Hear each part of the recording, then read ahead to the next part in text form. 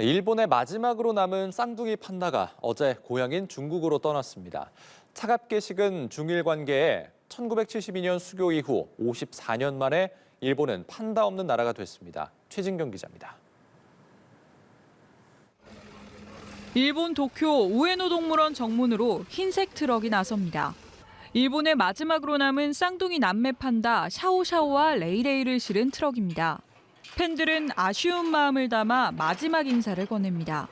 様々な気持ちが交錯しておりますけれども、今日のこの上野の青空のようにですね、晴れやかな気持ちで送り出したいと思います。 앞서 4,400명을 뽑는 마지막 관람권 추첨에는 10만 명 넘게 몰렸습니다. 허락된 시간은 관람객당 2분에 불과했지만 경쟁률은 25대 1에 달했습니다. 샤오샤오와 레이레이가 떠나면서 일본은 1972년 수교 이후 처음으로 판다 없는 나라가 됐습니다. 일본 정부는 대여 연장을 희망했지만 중국은 오히려 반환 시점을 한 달 앞당겼습니다. 지난해 11월 다카이치 사나의 일본 총리의 대만 관련 발언 이후 급격히 얼어붙은 양국 갈등이 결정적 영향을 미친 걸로 보입니다. 실제로 중국은 독일에는 판다 추가 대여를 약속했고 프랑스엔 내후년 새 판다를 보내기로 했습니다. 한국과도 추가 임차 논의를 이어가고 있습니다. 我们知道在日本有一大批大熊猫的粉丝，我们欢迎日本民众来中国看大熊猫。 오는 11월 아시아 태평양 경제협력체 APEC 행사 전까진 정상 간 대화 기회도 마땅치 않아 우에노 판다 사육장은 당분간 텅 비게 됐습니다. 우호의 상징이었던 판다가 이제는 차갑게 식은 중일 관계를 보여주는 외교 온도계가 됐습니다. 연합뉴스TV 최진경입니다. 일본 중의원 선거가 오늘부터 공식 레이스에 돌입했습니다.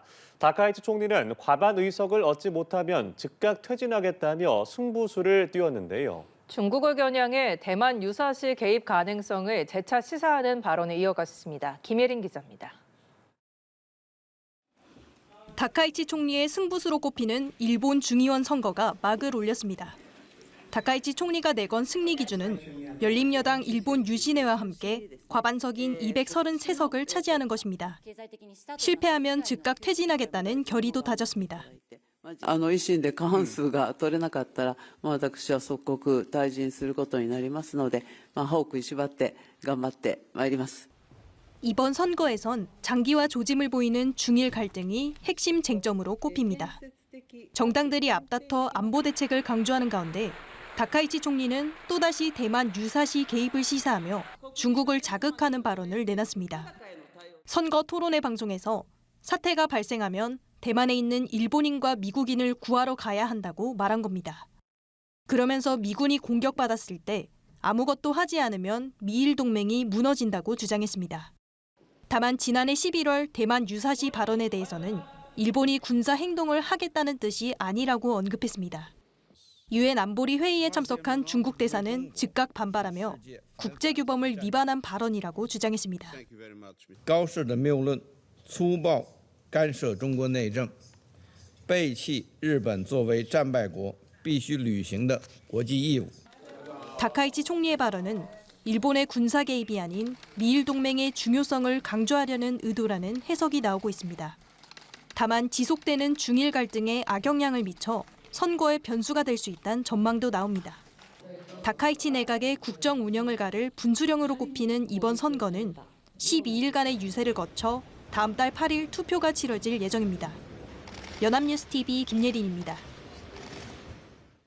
지난주 한중 정상회담에서 판다 추가 대여 논의도 진행됐죠. 이재명 대통령이 시진핑 주석에게 직접 요청하면서 대여 성사 기대감이 커지고 있는데요. 일본의 대여 요구에 냉담한 것과는 전혀 다른 모습입니다. 베이징에서 배삼진 특파원입니다. 중국의 판다 추가 대여를 공식 요청한 이재명 대통령. 한중 관계가 협력적 우호적임을 보여줄 필요가 있다며 시진핑 주석과 자오러지 전인대 상무위원장에게 직접 전달했습니다. 현재 국내에는 아이바오와 러바오, 쌍둥이 루이바오와 후이바오 등 판다 4마리가 있습니다. 푸공주로 사랑받았던 푸바오는 만 4세 전 중국으로 귀속되는 조건에 따라 지난해 4월 중국으로 돌아갔습니다. 자이언트 판다는 워싱턴 협약에 따라 상업 거래가 금지되고 해외로 반출된 개체와 그 새끼는 모두 중국 정부 소유입니다. 이에 따라 루이바오와 후이바오도 2027년 전 중국으로 돌아가야 하고 아이바오와 러바오 역시 임대 기간이 끝나는 2031년 반환됩니다. 韩中两国环境部门负责人在北京会面，就大熊猫租借问题展开磋商，并明确提出进一步深化合作。 일본의 경우 이달 말 쌍둥이 판다 샤오샤오와 레이레이가 반환되면 제로 판다 상황이 되지만 다카이치 총리의 대만 개입 발언 이후 추가 논의는 진전이 없는 상태입니다. 중국은 자국에만 있는 자이언트 판다를 우호국에 대여하는 판다 외교를 이어왔습니다. 지난달 방중한 마크롱 대통령의 요청에 따라 프랑스에는 2027년 새 판다가 재임대될 예정입니다. 今后我们愿继续同包括日本在内的全球合作伙伴加强交流合作，共同为濒危物种保护做出贡献。 이번 이 대통령의 방중으로 한중 관계 개선에 물꼬가 터지면서 새 판다 임대 가능성은 커졌다는 분석입니다. 일각에서는 푸바오 재송환을 요구하고 있지만 중국 측에서는 이번 논의에서는 대상이 아니라는 점을 분명히 했습니다. 베이징에서 남뉴스TV 배삼진입니다. 중국이 다카이치 사나의 일본 총리의 대만 관련 발언을 이유로 이중용도 물자 수출 통제에 나서자 일본은 당혹감을 감추지 못하고 있습니다. 일본 경제에 적지 않은 타격이 예상되는데 일본이 맞대응에 나설지 주목됩니다. 장효인 기자입니다. 중국이 군사 목적의 이중용도 물자 수출 금지 카드를 기습적으로 꺼내들자 일본은 진땀을 빼고 있습니다. 특히 이번 수출 금지 품목에 중국 의존도가 높은 히토류가 포함된 걸로 알려지며 우려를 더했습니다. 我が国のみをターゲットにした今般の措置というものは国際的な慣行と大きく異なり決して許容できず極めて遺憾であります。 일본 정부는 중국에 항의 의사를 전하고 철회를 요청했다며 우선 자세한 내용을 살펴본 뒤 필요한 대응을 하겠다고 밝혔습니다.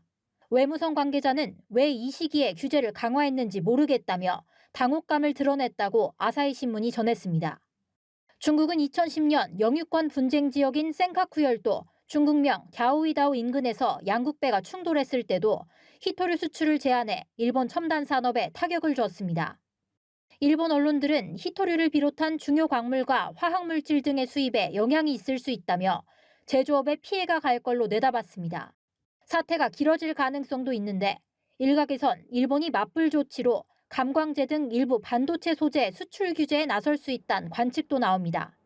설상가상으로 중국이 일본을 상대로 일부 히토류 관련 품목의 수출 허가 심사를 강화하는 방안도 검토하고 있는 걸로 전해졌습니다. 일본 노무라 연구소는 히토류 수출 통제가 3개월간 지속되면 일본 경제에 연간 6조 원 넘는 손실이 발생할 걸로 예측했습니다. 일본 경제에 칼바람이 불 거란 우려 속에 주일 중국 대사까지 양국 경제단체 신년회에 이례적으로 불참하며 냉랭함을 더했습니다. 연합뉴스TV 장효인입니다. 일본 정부는 이재명 대통령과 시진핑 중국 국가주석의 만남에 일단 논평을 자제했습니다. 하지만 현지 언론들은 일본과 몇 달째 불편한 관계를 이어오고 있는 중국이 한국을 갈등에 끌어들이려 한다며 촉각을 곤두세웠습니다. 장효인 기자입니다. 일본 정부는 한중 정상회담에 말을 아끼며 중일 관계에 관한 원론적 입장을 되풀이했습니다. 第三国間の会談でもありますので、一方の側の発言の逐一を含めて政府としてコメントすることは差し控えます。中国とのさまざまな対話についてはオープンの姿勢を堅持しているところです。 다카이치 사나이 총리의 대만 발언으로 중일 갈등이 격화하는 상황에서 이뤄진 한중 정상회담은 일본의 신경을 곤두서게 했습니다. 일본 정부는 일단 경계심을 드러내지 않으려는 모습입니다.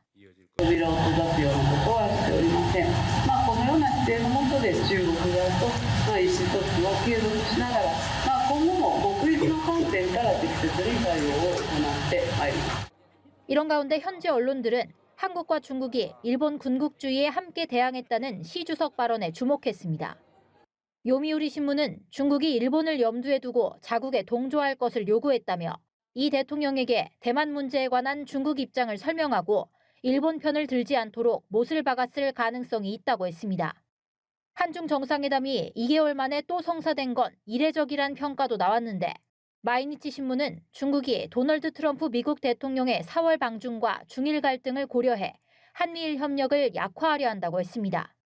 니혼게이자이 신문 등은 이 대통령으로서도 한한령 완화에 대한 기대를 갖고 있다고 했고 아사히 신문은 한중 관계를 개선해 남북 관계를 풀려는 의도가 있는 것 같다고 했습니다.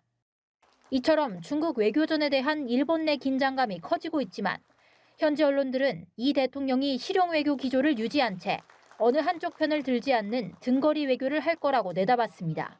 연합뉴스TV 장효인입니다. 도널드 트럼프 미국 대통령과 다카이치 사나이 일본 총리가 일본 시간으로 어제 전화통화했다고 교도통신 등이 보도했습니다. 다카이치 총리의 대만 유사시 개입 시사 발언으로 중일 갈등이 고조된 가운데 미일 정상이 중국 문제에 대해 의견을 교환한 걸로 보인다고 교도통신은 전했습니다. NHK는 중국군이 대만 주변에서 대규모 군사훈련을 실시한 것을 고려해 지역 정세도 논의됐을 가능성이 있다고 전했습니다. 아울러 다카이치 총리가 추진하는 조기 미국 방문도 협의했을 가능성이 있는 걸로 관측됐습니다.